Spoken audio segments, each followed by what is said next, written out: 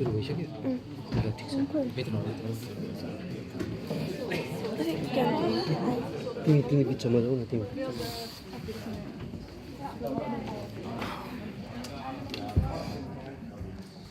Hi, how are you?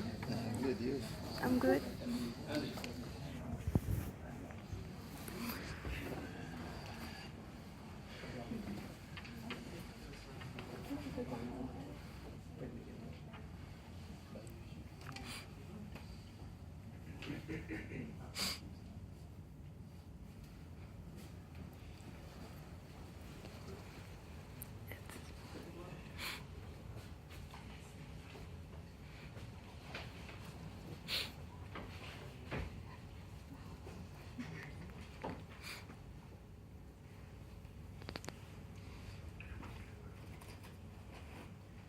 Before 1960, there was a restriction put by Norwegian government in the import of cars, so that few people had only can own the cars. So, because of the high demand of the car in Norwegian market, government had to remove the regulation. And after that, there was all of a sudden a boom in car imports dramatically, and thus there arise a need to store the car in a safe place. And thus, and how our garage company was born. A very warm welcome, ladies and gentlemen. We are Igland garasje. But unfortunately, we could not bring our product here because we cannot.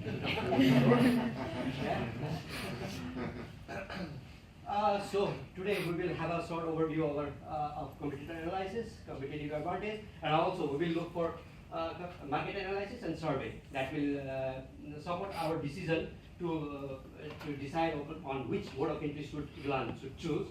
And on this basis, we will decide on marketing tools, and we will have some projected financials to look on, and this is how we will conclude our presentation for today. So, well, established in 1963, Igland is a specialized wooden garage supplier in Norway. It has a 20% market share in Norway, which leads it to be to the market leader. If we see the figure over here, the revenue and the operating profit, we can see that it is rising tremendously over the years. As of today, if we talk on today's matter, in today's context, Igland is providing us with two kinds of garage product. The number one is pre-cut, and the other is prefabrication. So what is pre-cut and prefabrication? One may have a question, right? So, pre-cut is already cut wooden planks that is ready to be fit by the customers by themselves if they order it. And prefabrication is a special treatment done to these wooden planks in the manufacturing sites and is ready to be assembled by the manufacturers, by manufacturers. Yeah, there's a difference. Yeah, manufacturers. And this is how it is differentiated among them. So the challenge is that Igland is operating at 50% capacity. So that means they have free capacity. And the market in Norway is too small to fill it. And then they need to find a new market. And when you're going to look at a new market, when you're offering garages, you need to think about transportation costs. And also we know from the Uppsala model that it's important to think about the cycling distance. So then we have Denmark and Sweden, who is close to us. And if you look at Denmark, they have a building tradition of using concrete and bricks, and that's not suitable for Igland, who uses wood. But if we go to Sweden, 90% of their structures are built by wood. So when you are going to enter a new market, you need to look at the competitors.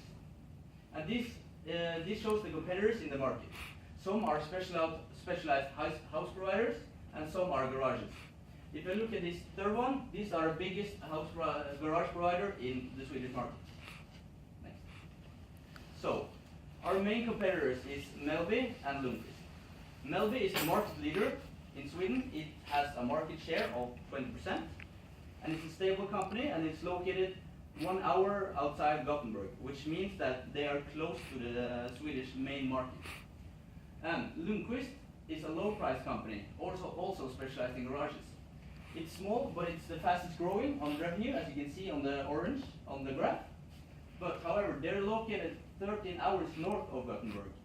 That means that their transportation cost is actually higher than Igland's. As we see, here are normal colors here. We may be amazing, thinking why what these traffic lights are here, what they are doing. We have emphasized this color on the basis of their competitive advantage. This green is emphasized as good elements of competitive advantage, yellow as moderate one, and red as the bad one, right? So before going into competitive advantage, discussing it, we have to know what Igland is doing right now and on a good point. And side by side, we have to analyze what its contemporary competitors are doing right now to compete with Igland, right? When we went through these elements, we strike on price. We found it little ambiguous and had to talk with Melby in Sweden, with the chief of a production official.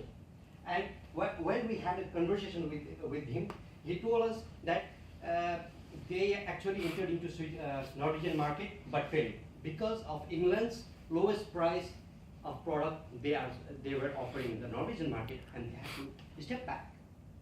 So another major aspect in competitive advantage is obviously the size, as we can see. Igland is Igland is obviously the largest individual size in comparison to Melby. Another major factor is, yes, the capabilities. As we see that Melby has a time to adaptability to its customer demand at future, but we fear Igland need to tap on these dynamic capabilities. Moreover, we cannot underestimate Request, another major competitor that is rising in Sweden, on the basis of its low price product and 80 years of experience in the market. Speaking of experience, well, we gave you specialization, we gave you free capacity, he gave you the competitor analysis. So what am I saying? I'm saying that we gave you all these ingredients, but there is something missing why they have not entered the Swedish market. What I'm saying is Igland has the right ingredients, but they have to call a chef to do them the recipe. Let's look into the recipe. First, what is important in the recipe? That's taste, right? So we had to make a customer survey. First, we'd like to thank the company for spending about $500,000 on this survey. The important question on the survey was, how much do you want to do by yourself? It's an important aspect. 75%, as you can see, they said that they would like the company to do most of the work for the garage. Second question was quality and price. They preferred quality over price. The question now is, what is good quality? We asked them the question, what is good quality for you? Well, they said good quality is good wooden material. Igland is on the top of that, the best quality. Compatibility, the aspect of compatibility comes from snow and wind. It determines the strength of the garage. The area that Igland is already supplying in Norway has the same wind and snow as the area we want to focus on in Sweden. What does that say? It means it's easy, they don't need to change on their business model. We look at the third factor, that's prefabrication. When we discussed with our company, they said, oh, this aspect of prefabrication is very important for us because this is where customers get quality. There's more contact, there's more communication on a longer period of time, and then they get a perceived value that is higher. Now, what are we going to do now? Well, in the survey, we saw that the area in Gothenburg was where the customers were located. The potential customers that want to build garages in the future from the research. Where is Gothenburg? Gothenburg is somewhere around here, but where's our focus of market area? Is around here. This area is very close to Norway, as he said in the competitor analysis, will benefit from cyclic distance and transport. Then we see now that this area is about 40% of the Swedish population. How much is that? That's 4 million, that's a lot. Now, we're gonna focus on this area. We look at prefabrication, we're gonna give them that, not forgetting the pre-cut aspect. And then our motto is gonna be good quality at affordable prices. Okay, what offer? We talked at quality and price. First, we looked at quality. We know that they are already giving a good quality.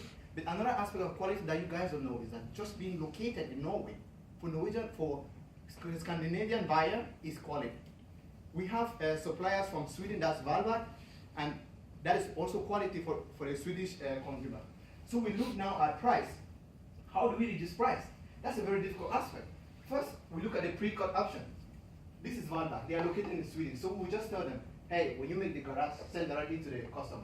But then again, there's an extra component that comes to the garage that we have to outsource it from a Swedish supplier. Then now, we talked to the company, we went back and forth at the associated, okay. Since from the survey, it says that customers that are pre-cut oriented are price sensitive. The company accepted that, okay, from our profit margin, we can reduce it by 10%. So the original profit margin now is 27, we're gonna move it down to 22 to make the customers happy.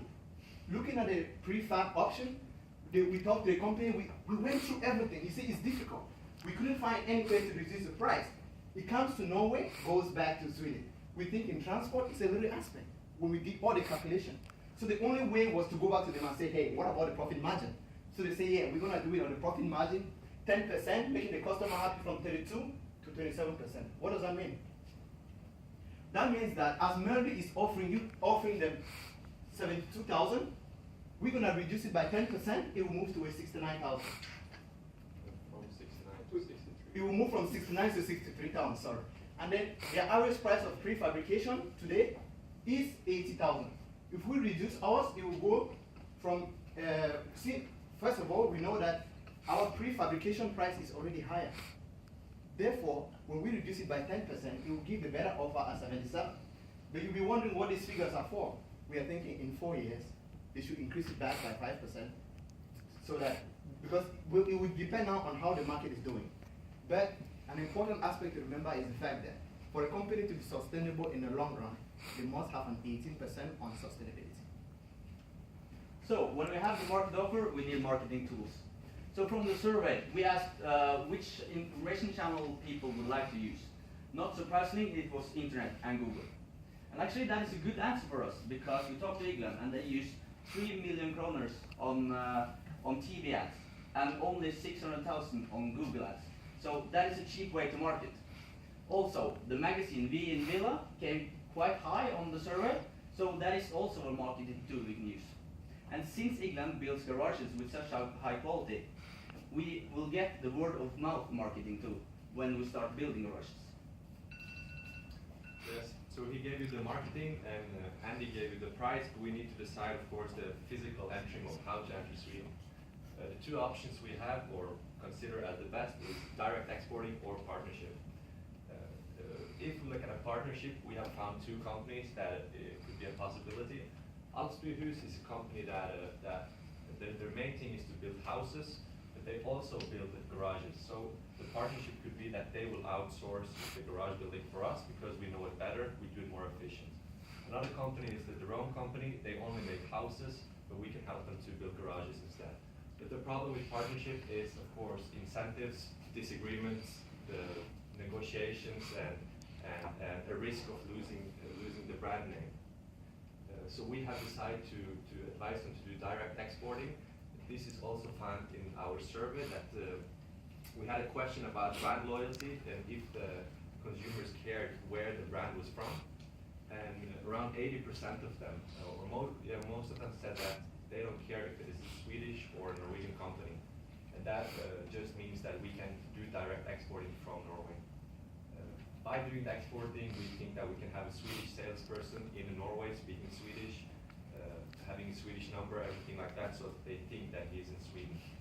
And some of our projections very fast,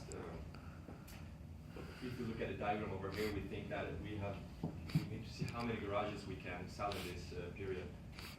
It will start very slow. We think that the first period, which is 6 months, will be around 8 garages per month. And 75% of the garages will be prefab because that is what the customers need. In the end, the 6th period, which is the 3rd year, end of the 3rd year, we believe that we can get up to 56 garages approximately, where again, 42 of them will be prefabricated.